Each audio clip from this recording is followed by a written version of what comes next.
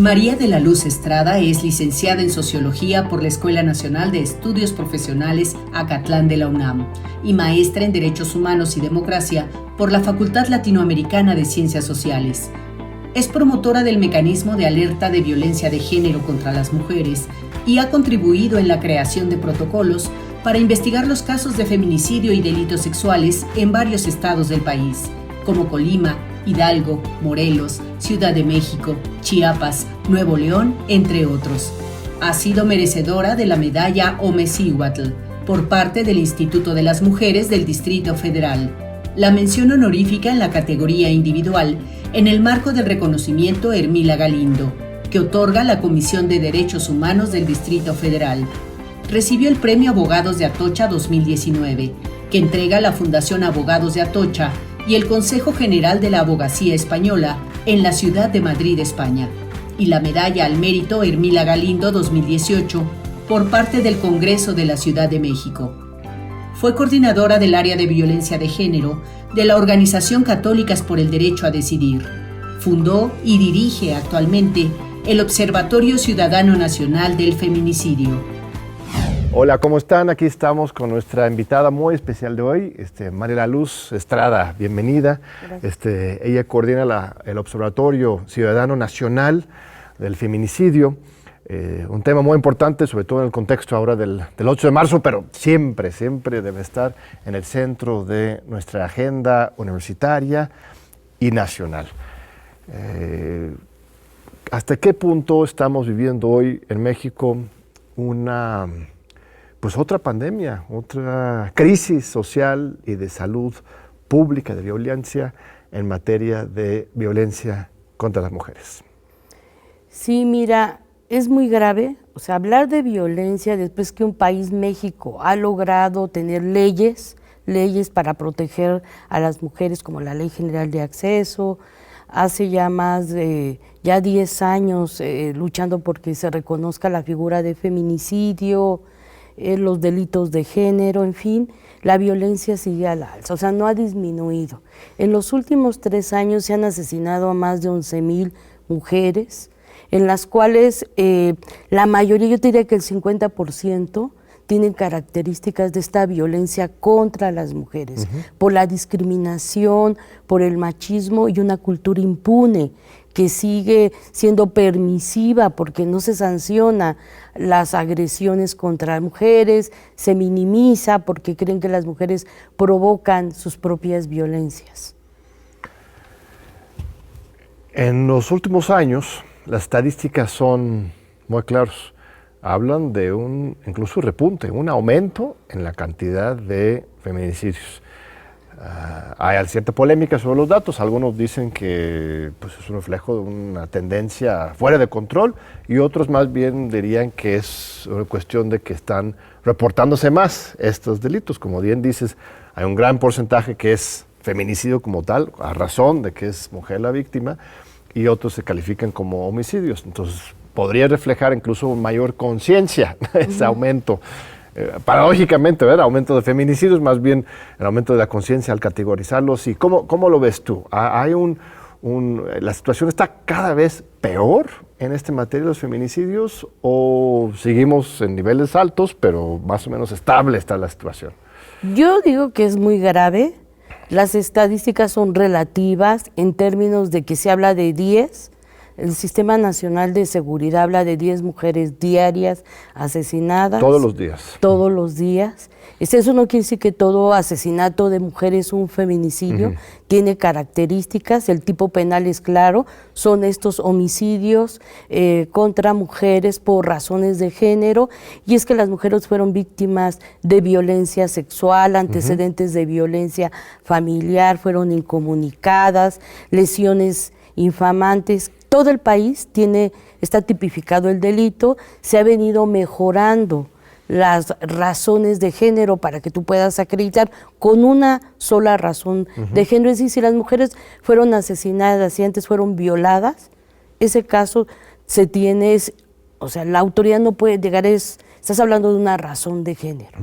¿Qué ha pasado en el país? Que la autoridad tiene resistencias a acreditar el delito, porque las estadísticas quitan votos.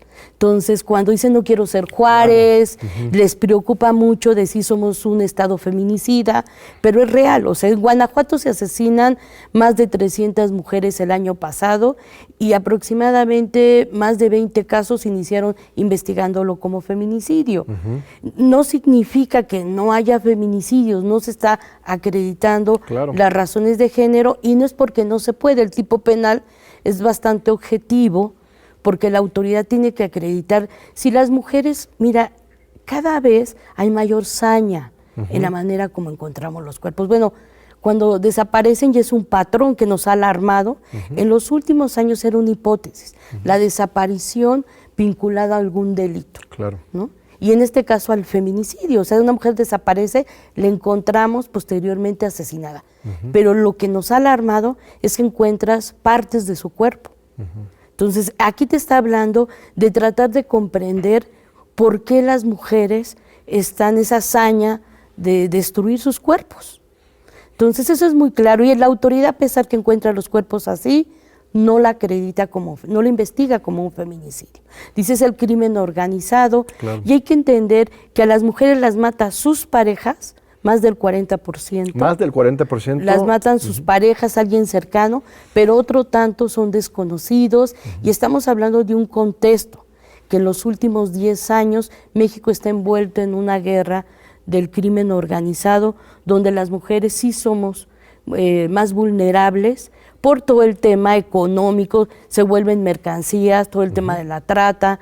Una cosa que nos llamaba la atención es que había mujeres que desaparecían en 4 días, 5 días, encontrábamos parte de sus cuerpos.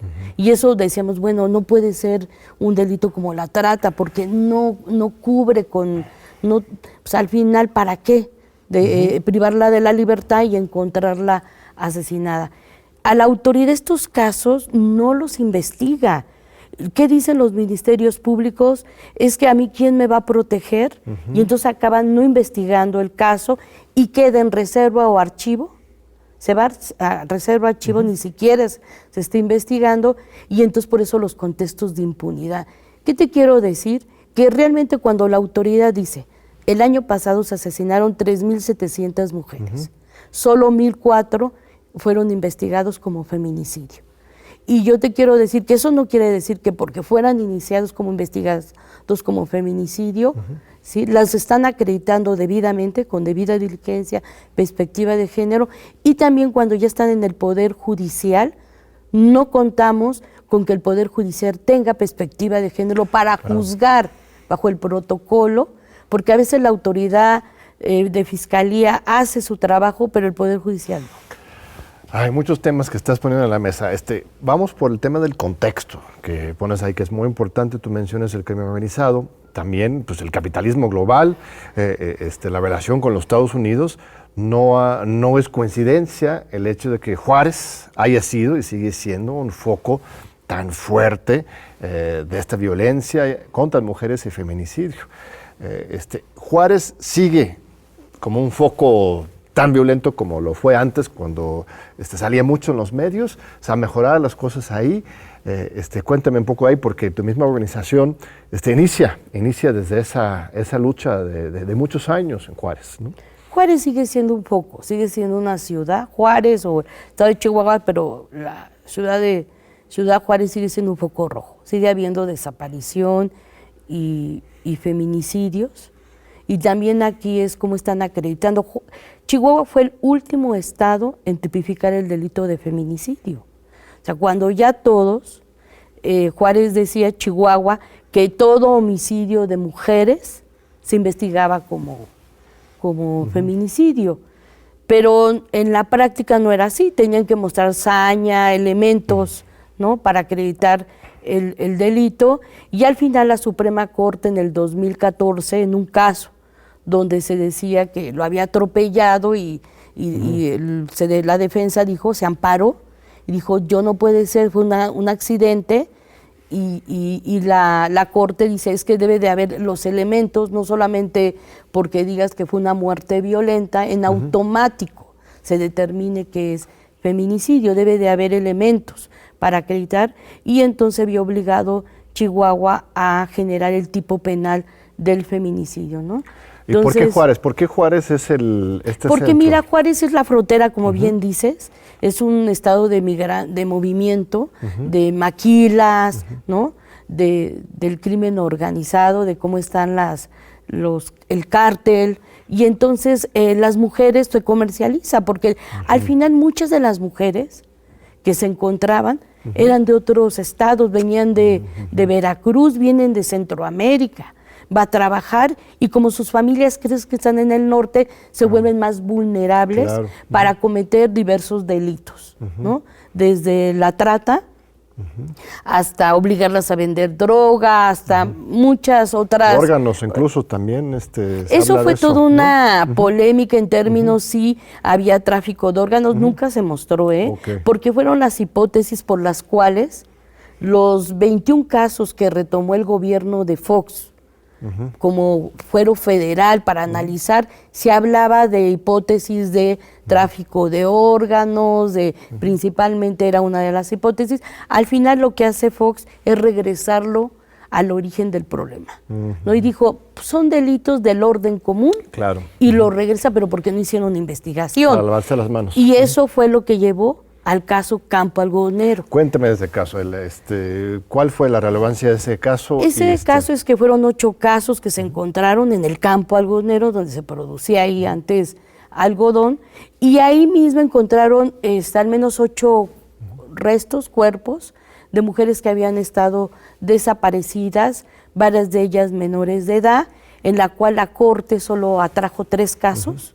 La Corte Interamericana. La Corte Interamericana de Derechos Humanos atrae 3 casos, lo hace admisible la Comisión Interamericana, lo atrae la Corte y en el 2009 sentencia a México por no haber protegido a las mujeres. Y es muy importante esa sentencia porque lo que dice es que hay homicidios de mujeres por razones de género y obliga al Estado a generar protocolos de investigación para investigar no solamente los homicidios por razones de género, sino también la desaparición y la violencia sexual, porque están vinculados.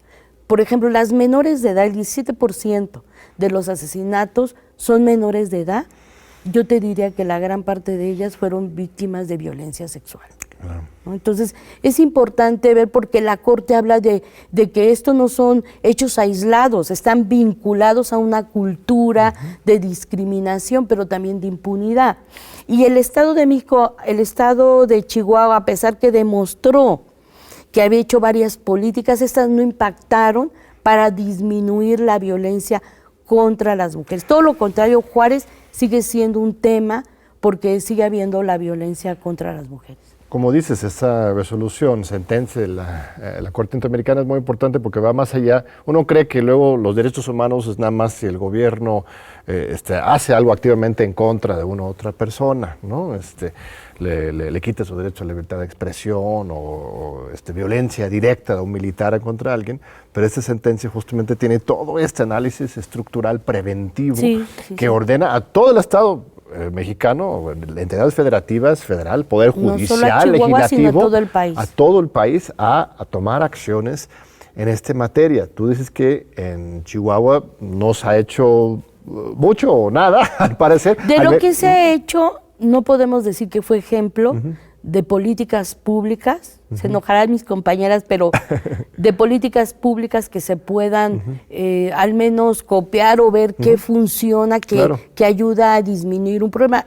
Lo que sí es real es que Juárez nos dio elementos para ver qué cosas no tenemos que hacer. ¿Por ejemplo? Por ejemplo, el que tenemos que acreditar el delito con razones, con elementos objetivos, no dejárselo a la determinación del Ministerio Público, porque siempre parte de prejuicios, de calificar. Eso pasó en Juárez, cuando se le decía a los gobernadores o a los fiscales que la niña había desaparecido, decían, bueno, es que es responsable. Bueno, desapareció, la encontraron asesinada y la niña tenía 6 años, 10 años, ¿no? Y la responsabilizaban de su propia violencia que era objeto las mujeres. ¿Qué pasó? Que peleamos porque el tipo penal, a partir de la sentencia de Campo Algodonero, nos dio la oportunidad de poder entender que se tenía que reconocer el delito. ¿Por qué? Porque si bien la Corte no obligaba a crear un tipo penal, la Corte Interamericana al Gobierno de México, a protocolos de investigación, pero el poder, ahora sí que las fiscalías o las procuradurías son muy de códigos. Claro. Entonces, si el Código Penal a mí no me obliga, pues no existían entonces los protocolos. Y fue a partir de que se empezó a trabajar para que tuviéramos el tipo penal, y el Estado de México es el primero. ¿En qué año fue el Estado de México? En el 2011, a inicios del 2011, antes del 8 de marzo, ¿sí? A días de que... Peña Nieto era el gobernador todavía. Peña Nieto era el gobernador. No me digas, resultó feminista Peña Nieto. No, lo que pasa es que Peña Nieto en el 2010 se le solicitó la declaratoria porque era otro estado, después de Juárez, con una violencia extrema, y ya empezábamos a identificar. Entonces lo obligaron a hacer esta tipificación. No, lo que hace es que no la quiere, no quiere que se le decrete una alerta, ni siquiera que inicie una investigación, porque te voy a decir que para lograr la declaratoria tardamos 5 años en decretarse. Pero lo que hace el gobierno es crear un tipo penal que no se podía acreditar, porque había que demostrar violencias reiteradas, o sea, te ponía candados, ¿no?, para poder acreditar el delito. Se modificó en el 2014 en el Estado de México para poder acreditar el delito. O sea, era una especie de trampa. O sea, bueno, sí, lo ponemos en la ley, pero en realidad estamos obstaculizando las investigaciones. Estamos invisibilizando, porque la idea era invisibilizar, porque crean un tipo penal que tú no lo acreditas y te dices que no hay feminicidios. Claro.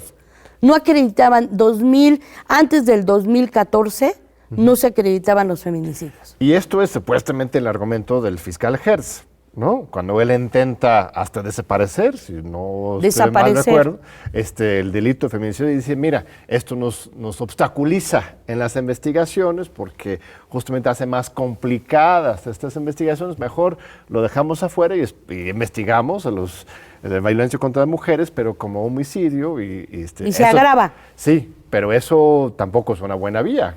Eso era un fracaso y un error de no haber hecho un diagnóstico que ya había, porque nosotras se fue mejorando el tipo penal, se acredita el tipo penal. Te voy a interrumpir, perdón, un momentito, me están llamando a corte y vamos a seguir con este punto de la reforma propuesta y la respuesta de la sociedad civil y cómo avanzar la materia. Regresamos ahorita en unos minutitos con María Luz Estrada para seguir sobre muy importante de los feminicidios y la violencia contra las mujeres. No se vayan.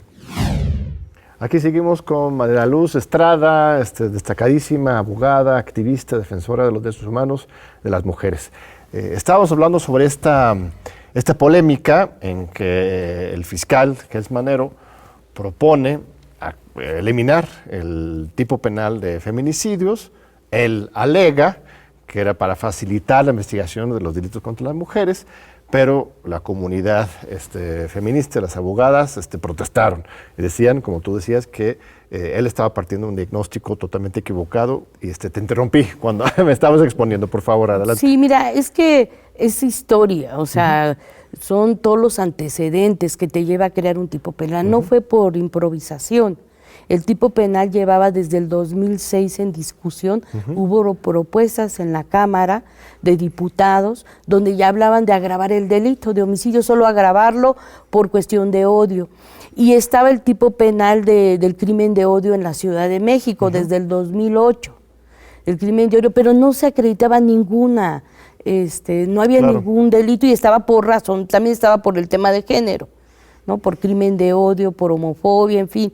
Y lo que se demostraba es que no tendríamos que crear un tipo penal, y eso fue discusión que no solo se llevó en México, era en Centroamérica. El primer país que tipifica el delito es Guatemala. Entonces, ¿qué había pasado en Guatemala que no repitiéramos en México? Y entonces ya había todo ese proceso de discusión que da Hertz Manero, que se había dado desde el 2006. Entonces nos parecía una falta de respeto, porque nosotras acompañamos los casos, se litigan los casos, sabemos dónde están las fallas en las investigaciones, en donde sabemos que no hay peritajes, ¿no? Porque estamos acostumbrados a interpretar cómo se hace el homicidio, y aquí hay que interpretar razones de género por discriminación contra las mujeres. Entonces, ya la Suprema Corte de Justicia de la Nación, en el 2015, en un amparo de una joven, es Mariana Lima, Buendía, en el caso, resolvió que está obligado tanto poder, las fiscalías como el Poder Judicial, a investigar y juzgar con perspectiva de género. Entonces, que deben de conocer los contextos que pudieron llevar a una violencia a las mujeres y a privarlas de la vida.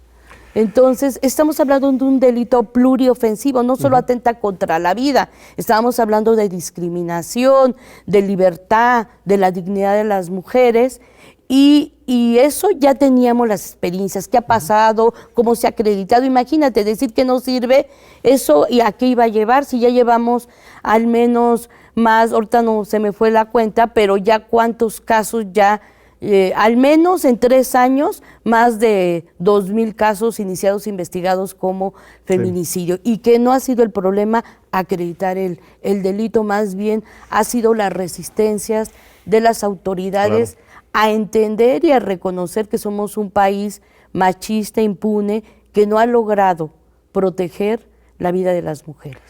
Sí, porque una cosa es tener esas grandes resoluciones de la Corte Interamericana, de la Suprema Corte, y luego es implementarlo. Siempre es el gran reto con la ley mexicana. Tenemos muchas cosas de avanzado que luego no se materializan. Los ministerios públicos, como bien dices, muchas veces aplican una visión machista, buscan culpar a la víctima.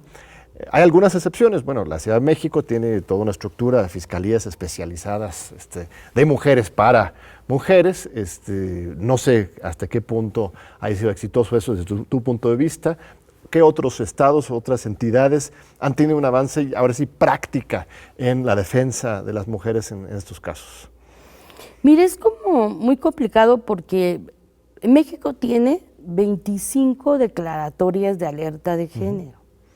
Esto es cuando los contextos, la Ley General de Acceso es un mecanismo de protección ante contextos que están poniendo en riesgo la integridad de las mujeres.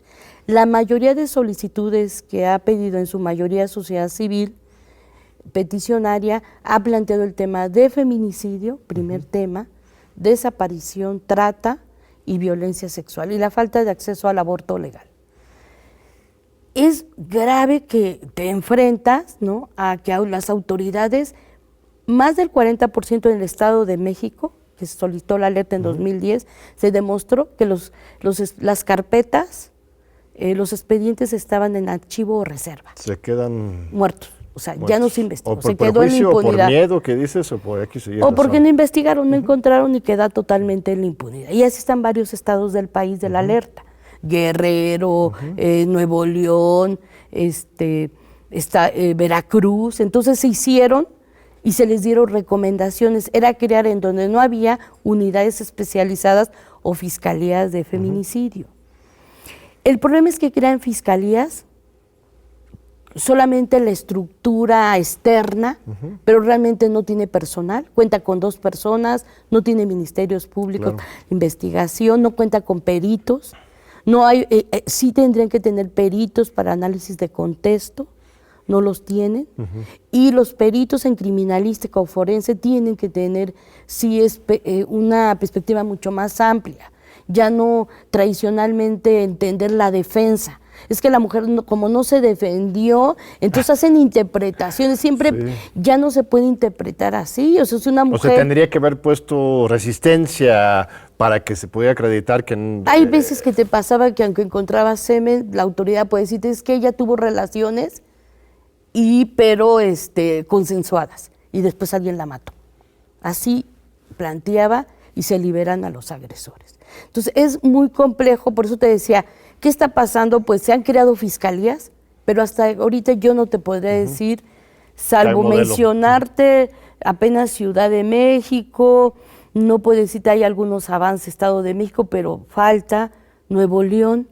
Las demás fiscalías no han sido muy poco los avances. Hidalgo, podríamos mencionarla. O sea, no quiero ser así como que diga, no, yo, pero la mayoría de fiscalías especializadas les falta tener realmente personal que realmente entienda la problemática y esté capacitado y formado con perspectiva de género y para realmente entender los contextos que pudo haber estado inmersa la mujer, la niña, para poder acreditar estos delitos. No sé si...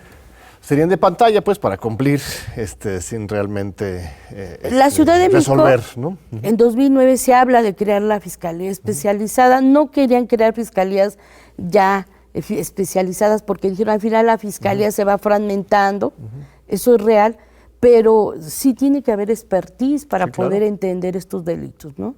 Y lo que pasó en la Ciudad de México, que tardó en crearse la Fiscalía, apenas todavía estaría en proceso de decir, falta fortalecerse, han hecho importantes trabajos, pero todavía falta en estructura, en personal. Claro, por supuesto. Y el otro lado está lo del Poder Judicial que mencionaste.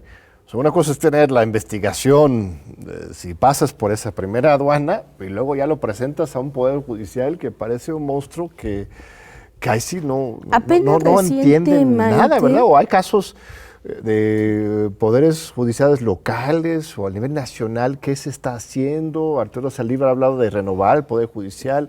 ¿Qué pequeñas luces de esperanza podemos encontrar ahí que los jueces también pueden entender de fondo esta situación? Porque no solamente leer el código y aplicarlo, sino entender el contexto, de dónde sale, de lo que se trata para aplicar justicia.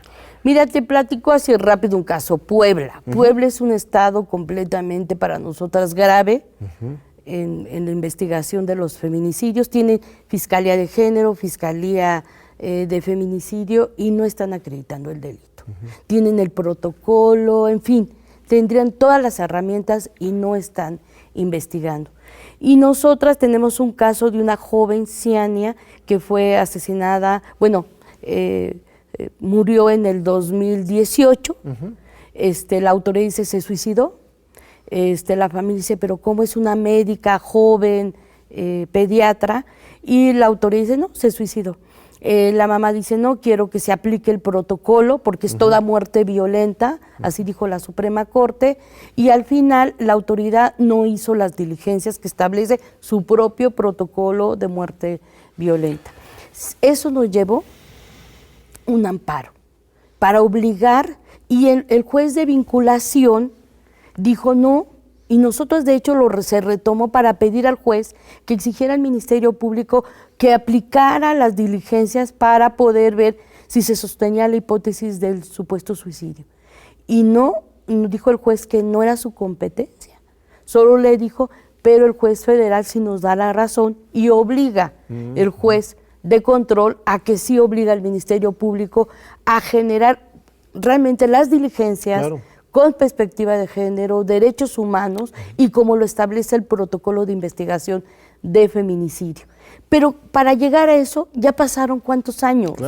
Seguimos todavía en el proceso y yo te voy a decir que llevamos peritos para que hicieran en la escena donde se encontró el cuerpo y hay elementos para que esa hipótesis no se sostiene, al menos con el planteamiento que se hicieron de la mecánica del supuesto suicidio. Pero eso es grave porque no es solamente un caso, sino son reiterados los casos donde ¿de qué te sirve tener protocolos, fiscalías supuestamente especializadas si siguen investigando como si no tuvieran nada especializado?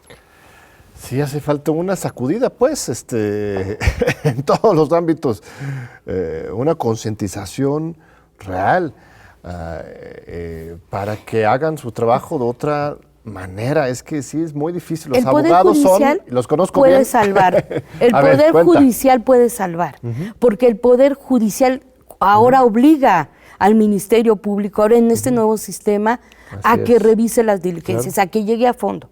Pero no contamos siempre con jueces que tienen esa mirada de estándares de debida diligencia y con perspectiva de género. Todavía falta mucho. En la Ciudad de México nos hemos llevado luchas porque realmente la alerta del 2007 que se pidió es porque el Poder Judicial no estaba juzgando y estaba dejando libres a los agresores. Podemos contar el caso de Abril, la joven que el juez determinó que fue violencia familiar, no tentativa de feminicidio, y la acabaron matando en una de las diligencias aquí en la Ciudad de México, ya no sé si ya va para 2 años. Y el supuesto responsable sigue prófugo. Tenemos el caso de Lucía, una joven trabajadora doméstica, donde la jueza, ahorita ya no se me olvidó el nombre de la jueza, pero la jueza liberó al agresor apenas la semana, el 22 de febrero, porque consideró que los elementos de prueba, que eran científicos, no acreditaban, y lo liberó al agresor, y ahora va a apelar, y eso a lo mejor preguntarle a la fiscal Sayuri, porque ellos van a apelar, pero ya el feminicida ya está fuera, y ya de seguro se va a ir para Estados Unidos, porque al final los dejan libres, y ni modo que van a dejar que es los increíble. vuelvan a Por prender. ejemplo, este caso que mencionaste, lo de Puebla, con respecto al suicidio. Imaginemos que haya sido cierto que la persona haya quitado la vida, pero no estoy aplicando el caso, nada más teóricamente. Pero si exploras el contexto, el mismo suicidio puede ser un acto de violencia de alguien más, o sea, alguien puede ser responsable de eso, o materialmente, ¿no? O por la presión o la victimización y la violencia psicológica, social que se le aplica a alguien. Un suicidio no debería eximir de responsabilidad a la sociedad, y menos al contexto inmediato. O sea, si hace falta ver las cosas realmente integralmente, y los abogados luego y los jueces son muy cuadrados. Eso es un gran problema en muchos Podríamos temas. decir que sí, puede ser un caso de una mujer que se suicida porque vive un contexto grave que la lleva a tomar una decisión, porque no se siente, ¿no? Una situación, ¿no? Viven amenazadas, Así en fin. es, sí. Pero en el caso de esto, el problema es que la autoridad no logra entender que las familias no quieren que a fuerza les demuestres que es un feminicidio, Claro. sino porque la manera como encontrarán a las jóvenes no coincide. Claro. O sea, si Un realmente evento. a los padres le dicen, oye, se suicidó, y entonces a ver cómo se pudo haber suicidado. Entonces, pero ¿cómo? La manera como encuentran los cuerpos, dices, nosotras, en la experiencia, trayendo a los peritos, que fue el caso de Mariana Limas, donde se demuestra que fue asesinada, pero nos tuvo que llevar hasta que la Suprema Corte de Justicia lo obligara en cierta forma a volver a hacer una investigación. Sí, luego es lo más fácil decir, pues fue suicida, y ya con eso ya se lavan las manos y no investigan. ¿Sí? Eso es lo que pasa, y por eso tenemos el caso del matanovias en la Ciudad de México, porque en el caso del 2014 mata a Jan, y dice que fue suicidio, cuando nosotras conocemos del caso, pues que la joven cómo se suicidó y después traía golpes en todo el cuerpo, en fin. 2 años después mata a Campira, intentó aparentar un suicidio, gas, todo, pero ella tenía todo el cuerpo fracturado. Entonces, pero la autoridad, a pesar de eso, iba a determinar que era suicidio. Imagínate cómo llevan a cabo las diligencias. Porque tú pues se suicidó, entonces que antes se rompió los huesos y después puso lo del gas. Son cosas que la autoridad, cuando los familiares les dices eso, ¿tú crees que un familiar es necio? Sí, es difícil saber que tu hija se suicida, Claro. y te sientes responsable, pero los familiares no quieren que les digas una mentira. Claro. Quieren que les diga, bueno, si se suicidó, ¿cómo se suicidó? Exacto. Porque el cuerpo dice otra cosa. Sí. Muy importante esta información de tu trabajo. Vamos a tomar un segundo break, una segunda pausa, y regresamos aquí para seguir conversando con María de la Luz sobre estos muy importantes temas del feminicidio y la violencia contra mujeres. No se vayan. Aquí seguimos con María de la Luz Estrada. Nos está relatando una situación, un contexto escalofriante, preocupante, que exige la acción. Y agradecemos mucho este tiempo de esta conversación.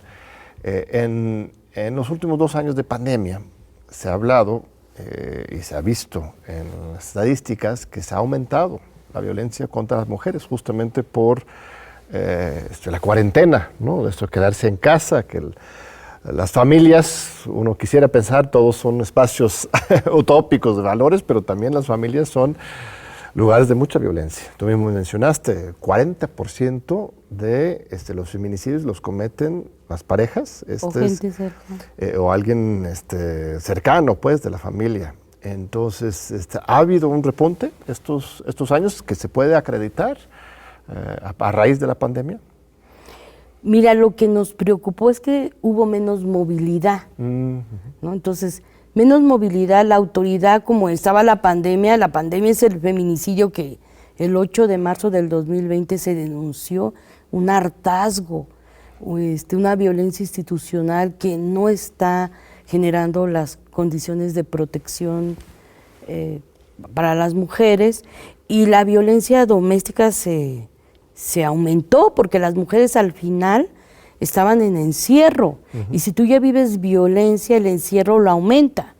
¿Cuáles eran las salidas que el Estado tendría que dar para que esas mujeres pues no fueran víctimas de una violencia mayor como un feminicidio? Entonces no disminuyó, los datos ahí los demuestran, cuántas mujeres de las denuncias seguían, pero el problema es que dejaron de funcionar más del 40% los ministerios públicos. Claro, y los juzgados también se cerraron. Los juzgados se cerraron y solo decían por cuestiones graves iban a estar, pero realmente no, o sea, sí se bajó totalmente y eso no protegió. Después las llamadas telefónicas, al final no había, las mujeres hablaban y no había nadie que les diera solución o no contestaban y estaban en un riesgo. Lo que hicimos nosotras es generar una campaña en la cual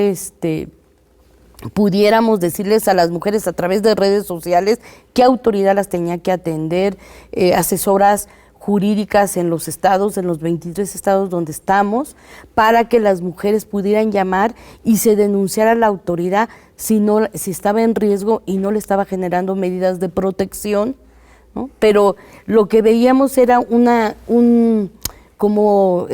autoridad se frenó, pero la sociedad civil no. La sociedad civil, con todo y pandemia, decimos hay que tomar protocolos de cuidados, porque mira, muchas en este momento pues sí les tocó el COVID, gracias a Dios se salvaron, pero muchas de ellas muy graves. Hubo compañeras víctimas que murieron por el COVID, porque seguían exigiendo. Claro. Decía, si de por sí, no habiendo pandemia, no atienden y no investigan, mucho menos ahora con el tema del COVID se vuelve el pretexto para que la autoridad dejara de hacer las diligencias. Qué terrible. Entonces, sí se volvió un contexto delicado, la pandemia, la autoridad reaccionó tarde. O sea, se le cuestionó que tenía que generar los mecanismos de que la violencia familiar se iba a encrudecer. Yo te diría que no solo la violencia familiar, la violencia comunitaria. Y lo demuestran los datos, no disminuyeron los asesinatos. Te decía, en el 2018 se asesinaron a 3.800 mujeres, 2020, 2.700 y aproximadamente igual este año, el año pasado. 21. Entonces estamos viendo que si la pandemia no detuvo ninguna violencia, todo lo contrario, encrudeció. Y el tema de desaparición de niñas y mujeres es un tema grave, porque en 8 meses del 2020 desaparecieron más de 5,000 mujeres y niñas, en 8 meses en 9 estados del país. Hay reportes de desaparición. Entonces nosotras nos preguntamos, fíjate, ¿hay menos movilidad? ¿Cómo que está operando los grupos o la delincuencia para seguir teniendo que esto hubiera disminuido? Y esa era nuestra preocupación, porque quien disminuyó su trabajo fue la autoridad, a pesar que el gobierno federal dijo que estos temas eran temas que no podían parar, ¿no? Todo lo que tenía que procuración y de justicia no tenía que parar, ni administración ni procuración de justicia, pero al final pues se enferma la gente y sí disminuyó para proteger ministerios públicos, la atención a víctimas. Sí. Entonces todo eso afecta, impacta, porque al final las familias pues dicen, ¿para qué vamos si no nos van a atender? Como dices, ya de por sí no los atendían bien y ahora perfecto pretexto para atenderlos peor. Es una cosa terrible. Cuéntame más del lado de la sociedad civil. Tu organización tiene más de 15 años. Cumplimos en agosto 15 años. 15 años. ¿De dónde se origina? ¿Quiénes participan? ¿Cuáles han sido los logros más importantes? Tus perspectivas para el futuro del Observatorio Ciudadano Nacional. Mira, el observatorio es una iniciativa de sociedad civil, organizaciones defensoras de derechos humanos de las mujeres. Y lo que nos motivó fue los asesinatos en Ciudad Juárez, saber por qué las mataban, cuáles eran los contextos, y nos juntamos 8 organizaciones de la Ciudad de México y de Chihuahua y Ciudad Juárez, con Esther Chávez, que ya falleció, una defensora. En Casa Amiga fue la primera organización que documentaba los asesinatos y nos hablaba de esos contextos de violencia familiar o contextos del crimen, de la criminalidad, del crimen organizado allá. Y entonces ahí nosotras lo que hicimos fue documentar, tener evidencia que nos permitiera saber dónde estaban las resistencias, qué estaba pasando, si la autoridad decía que investigaba, que estaba generando las políticas, pero al final no impactaban. Y entonces hicimos un informe donde nos dimos cuenta que la autoridad, en sus propios informes, el gobierno federal de Fox denunciaba que había más de 177 funcionarios de Procuraduría, tanto fiscales, ministerios públicos, con violaciones graves en las investigaciones de debida diligencia, y al final no pasó nada, todo prescribió, nada más para que veas el campo de impunidad. Y todo esto, a pesar de la sentencia de Campo Algodonero, nosotras dijimos, no solo la violencia está suscrita en Ciudad Juárez, estábamos viendo focos rojos en Veracruz, en Estado de México, en otras entidades, que nos hizo empezar a documentar con el Colegio de la Frontera Norte las características de estos homicidios contra mujeres por su condición de ser mujer, por razones de género, por discriminación. ¿Cuáles eran esas características que nos permitieran entender de otro crimen, de otros homicidios? Se hizo una documentación y se empezó a revelar. También hay el Congreso Federal, a través de Marcela Lagarde, la diputada Marcela Lagarde, hace un informe y da una radiografía más allá de Juárez. Entonces, se empieza a hacer, y nosotras nos motiva a decir, tenemos que no permitir que esto crezca más. O sea, imagínate para nosotras qué es hoy decir estamos muy graves, y ya pasaron cuántos años, porque hoy tenemos otros patrones que antes no había, y diversificados en el país, como la desaparición de niñas y mujeres, ¿no? Que es más grave y que ya lo tenemos identificado. Y para nosotras, en el 2007 decidimos formar una alianza a nivel nacional. Estamos en 23 estados del país, organizaciones que tenemos trabajo territorial, acompañamos a casos, pero nuestro primer trabajo fue la documentación, sigue siendo la investigación, después el litigio, pasamos a hacer litigios estratégicos, campañas de concientización, empoderamiento, trabajamos para concientizar sobre los derechos de las mujeres, trabajamos en comunidades indígenas, en Guerrero con ¿cómo le llaman? Afrodescendientes, bueno, en comunidades donde hay más gente joven, en diversos estados que las mujeres tienen trabajo, nuestras compañeras tienen trabajo con diferentes comunidades, ¿no? Que trabajan, y la lucha de todas es por el acceso a la justicia, una vida libre de violencia. Si bien hemos puesto el énfasis ahí, hemos trabajado en contra de la discriminación. Y hemos trabajado para que los mecanismos de protección en México funcionen. Si tenemos marcos legales protectores, tienen que proteger, tienen que generar las garantías para que las mujeres puedan tener una vida digna, y nosotras nos enfocamos a que funcionara la Ley General de Acceso, en el mecanismo de protección a la alerta de género y las órdenes de protección. Ahora, hemos hablado de los ministerios públicos, del Poder Judicial, todos los retos, avances, retrocesos, problemas hay, pero los poderes ejecutivos no hemos hablado mucho. ¿Qué puede y debe hacer un gobernador, un presidente de la República, los poderes ejecutivos en esta materia, y luego ya la pregunta obligada, ¿cuáles han sido los cambios con este cuarta transformación? ¿Lo han percibido o no? Mira, lo importante es que ese es un tema fundamental. Por eso el país estamos en una situación de alerta grave en el país sobre las violencias contra las mujeres. Porque las alertas lo que evidenciaron cuando se hicieron las primeras investigaciones, después de una serie de amparos que los jueces obligan a los ejecutivos federal a investigar los contextos de violencia a través de las alertas de género, se evidencia que ni la política pública mínima de atención, prevención y sanción tenían los gobiernos. Es decir, ni siquiera bancos de datos para saber, diagnósticos que les permite saber los diversos tipos de violencia que están poniendo en riesgo a las mujeres.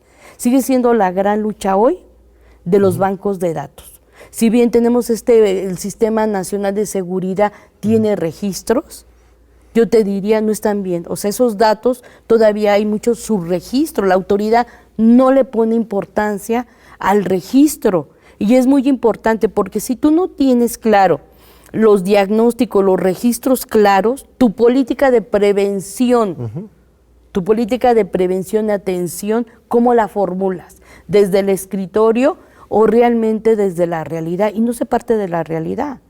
O sea, realmente tú ves que la autoridad sigue haciendo las mismas políticas públicas para atender las violencias contra las mujeres. Estos son los ejecutivos que le toca al DIF, a la Secretaría de Salud, que están obligados. La SEP, la educación la también, educación, uy, una parte o sea, importante. toda la educación, o sea, la SEP, todas las instituciones del Estado, en este caso, de los ejecutivos, tienen que tener todo un tema educativo. Revisa si hay programas, cómo están los programas para la eliminación de la violencia, cómo está Secretaría de Salud implementando la norma 046, que es la norma 046 para la atención integral a víctimas de violencia familiar y sexual.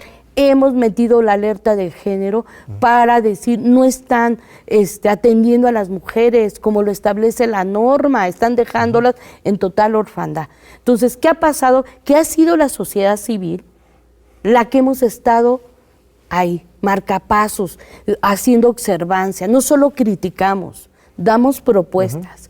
La cuarta transformación, en cierta forma, nos vio como no parte de como parte de la lucha, o sea, de decir, nosotros no tenemos otro interés. Puede haber organizaciones que a lo mejor sí tengan un interés político, pero tú no puedes homogenizar a todo mundo. Nosotros tenemos trayectoria de luchas. Entonces, lo que venimos es, decíamos a los gobiernos, tanto locales, federales, a que hagan, que las alertas son oportunidades, las alertas de género son oportunidades para mejorar sus políticas de atención y prevención de las violencias. Hay mucha resistencia. La autoridad, los recursos informan mucho dinero que jamás vemos materializado en resultados. Eso sí te quiero decir, todos los estados han hecho muchas políticas, han hecho unidades, mecanismos para poder atender la violencia.